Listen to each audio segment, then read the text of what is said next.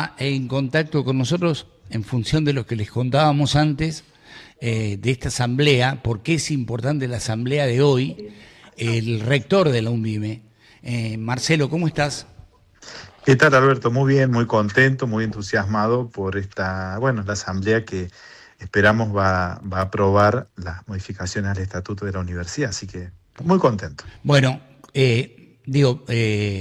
como yo más o menos estuve leyendo todo lo que significa esta asamblea universitaria en cuanto a su contenido, me pareció bárbaro esto de poner, primero, ¿qué tiene que saber de la qué tenés que saber de la asamblea universitaria? Claro, ¿Sí? sí. Y empecé a leer un montón de cuestiones que tienen que ver con esto y la importancia que tiene precisamente lo que va a pasar hoy. ¿Cuáles son las modificaciones que se van a tratar? Plantea uno de los puntos que ustedes señalan acá. Y ahí me parece que empieza lo bueno, ¿sí? Contame, Marce. Sí. Bueno, yo creo que hay varias cuestiones. Primero, no por la jerarquía, sino en el orden que van a ser tratados, es la incorporación de los principios del buen gobierno al estatuto de la universidad. Yo lo decía en una nota, es como va al corazón del estatuto, que no es solamente las auditorías, las rendiciones de cuentas, sino el momento de mirar una administración transparente. De hecho, ahora estamos en un rato, en el marco de la asamblea, yo voy a firmar el inicio del expediente digital. De esa manera, nosotros vamos a estar superando una administración que, bueno, fue concebida de esa manera, que es sobre el papel, ¿no? Entonces, esto es Quiero decir algo, superador. quiero decir algo que te excede, pero que vos sos el motor de esto. Yo he dicho, considerando precisamente esta idea de el buen gobierno, que no es un eslogan, sino es una manera de gobernar, que yo establecería esta idea del buen gobierno en todos los estamentos públicos, en todos los estamentos donde se administra dinero ajeno, en todo ajeno. Bueno, mira, Alberto, Sí, eso es muy interesante lo que estás planteando. La noción de la gobernanza, la gobernanza más se usa para el sector empresarial, pero la noción del buen gobierno es un concepto, es una teoría, es una práctica que no ha llegado todavía a los países de Latinoamérica. Esto sí tiene mucho raigambre en Europa, en los países anglosajones, ¿no? claro. Entonces yo me formé, como sabes, en la Universidad de Salamanca. Yo ahí Sí, tengo un maestría y un doctorado te vi el otro día con... con el Víctor. sí, sí, sí, sí. Bueno, y ahí es una de las escuelas más destacadas de Europa, es la Escuela de Buen Gobierno de Salamanca. Entonces, incorporar estas cuestiones me parece que es Pero como idea positivo. central me parece que debería estar omnipresente. Es decir, esto que Sí, vos sí, vas a sí, es hacer se necesario. debería Mira, repetir. Alberto, el problema de los países, cuando vemos países atrasados, empobrecidos, no es por los recursos naturales, o al revés, un país rico no se juzga necesariamente por sus recursos naturales, sino por la calidad de sus instituciones y por los buenos gobiernos. Claro. No, podríamos pensar, si no en Japón, podríamos pensar en Corea, pero bueno, o en Argentina, ¿no? El contraejemplo, un país bendecido por los climas, por la geografía, tenemos mar territorial.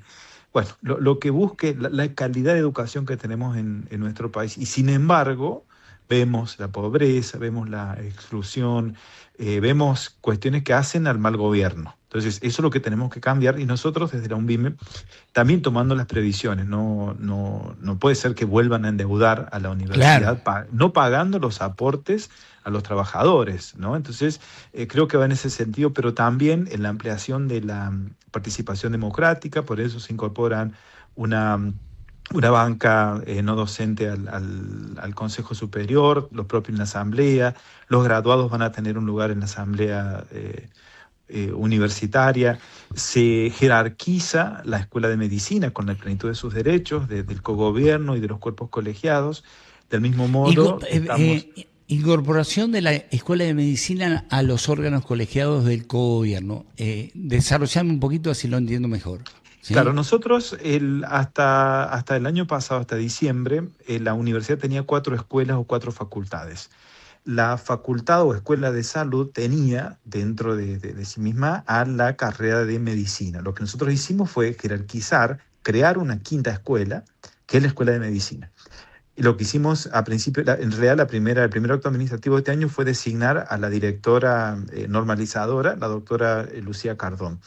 Lo que nosotros estamos haciendo ahora es darle la máxima jerarquía institucional para que tenga la misma, los mismos derechos y las mismas obligaciones que las otras escuelas. Perfecto. Es decir, participar en el Consejo Superior, tener cuerpos, consejos de escuela, etc.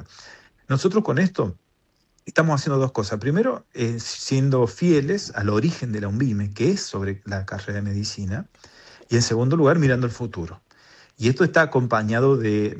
No sería importante esto si fuera solamente una declaración de principios o una declaración jurídica. Si nosotros miramos que el año pasado también ampliamos el cupo, que a partir del ciclo lectivo 2027 va a ser de 100 estudiantes que inician la carrera. Claro. Si vemos que el gobernador de la provincia nos está ayudando financiando la culminación del edificio del campus de aulas, no es meramente formal, sino que es sustancial lo que estamos haciendo para cubrir una necesidad que tiene el país, falta de médicos. Y esto va a repercutir directamente en Villa Mercedes, en la región, en la provincia y, por supuesto, en nuestro país.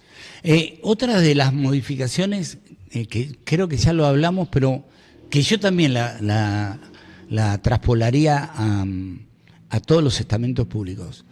Prohibición de endeudamiento de la universidad sin justa causa. Bueno, digo, eso es terrible.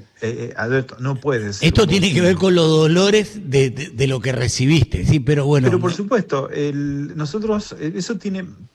si llegado el momento es necesario endeudarse, bueno, hay que justificarlo y hay que tener la autorización pertinente. Nosotros recordemos que estamos en una época muy difícil, que cada vez se va haciendo más, se va acrecentando la dificultad, y es lo financiero económico. Todavía, la Corte se expresó, el Gobierno Nacional todavía no da respuestas.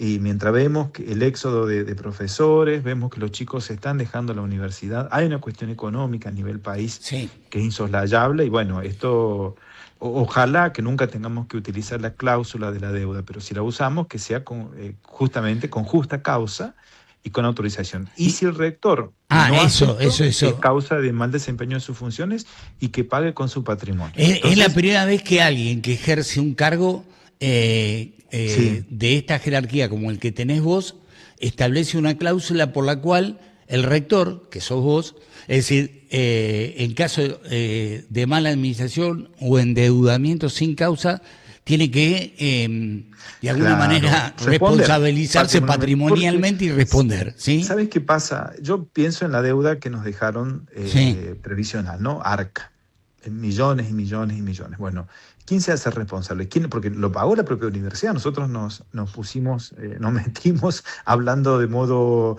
informal en un plan de 18 cuotas y bueno, lo pagamos. Ahora, ese dinero que nosotros destinamos a pagar capital e intereses salió de la universidad. La pregunta es, ¿qué tuvimos que dejar de hacer para pagar eso? Claro. Ahora, nosotros corríamos el riesgo de que se embargaran los sueldos de la universidad. Sin duda, digo... Bueno, eso no puede volver a pasar. No. Entonces, quien quiera ser rector o rectora, que sepa que en la UNVIME tienen que hacer las cosas de manera seria.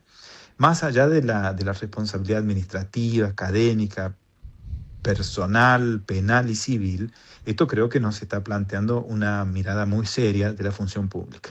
Bueno, hay otro punto que también habla de lo digo así porque lo pienso así, de tu grandeza, requisito de ser o haber sido docente de la Universidad Nacional de Villa Mercedes para ser rector o vicerrector de la misma, ¿sí? Claro, y sí, lógicamente, tienen que... No, y en esto yo aclaro esta mañana... No, lógicamente no, Marce, es lógicamente, pero en el grado de, con el egoísmo, como vos y yo sabemos cómo se han manejado algunas cosas. Pero mira... Pero no pasa. No pasa si el rector es nacido en Río Cuarto, en San Luis, en Córdoba o en Villa Mercedes. Lo que sí necesitamos que sea alguien que tenga sentido de pertenencia, que conozca nuestras aulas, que conozca a nuestros no docentes, que conozca la historia, que conozca la cultura institucional de la universidad, y por eso le decimos que sea o que haya sido docente de la UNVIME. Es eso, ¿no? Como existe en la mayoría de las universidades del país, porque eso te da una mirada distinta, porque, Alberto, yo tengo que hacer las cosas bien, porque cuando deje de ser rector y yo vuelvo a dar clase todos los lunes en Justo Arac, bueno, claro.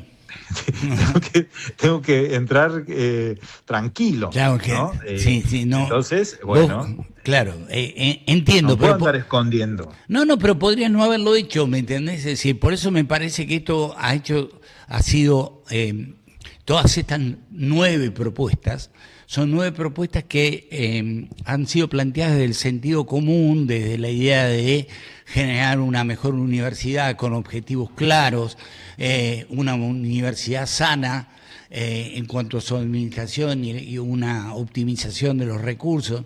Digo, yo que hago todos los días este programa, que este es un tipo de programa determinado, porque te enfrenta con esta realidad que vivimos todos los días y que tiene que ver con el manejo de la cosa pública, ¿sí? De dinero que son de todos.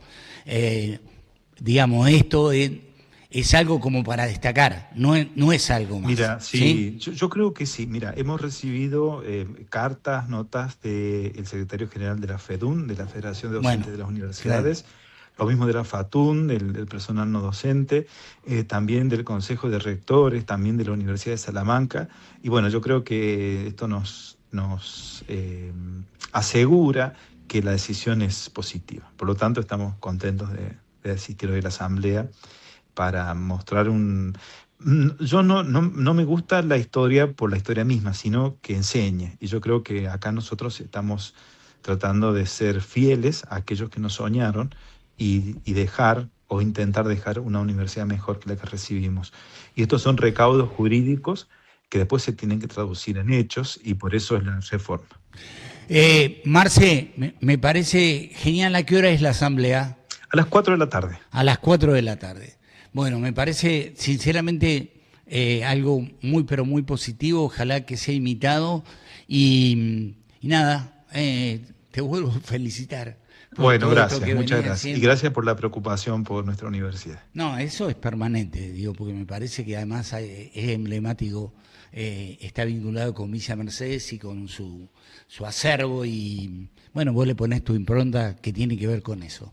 Así que nada, gracias, felicitaciones por esto, habla muy bien de vos y de todos los que te acompañan, y bueno. Esto es mérito, por supuesto, porque el rector es quien ejerce la conducción administrativa, jurídica, política, pero hay un gran equipo que sostiene, que acompaña, que empuja, y que esto es posible porque somos una gran comunidad, y por eso estas cosas las podemos hacer, aún en la mayor adversidad de la Universidad Argentina en épocas de democracia. Por eso digo, tiene muchísimo más mérito. Te mando un abrazo, Marce. Igualmente, Alberto, muchas gracias por llamar. Gracias.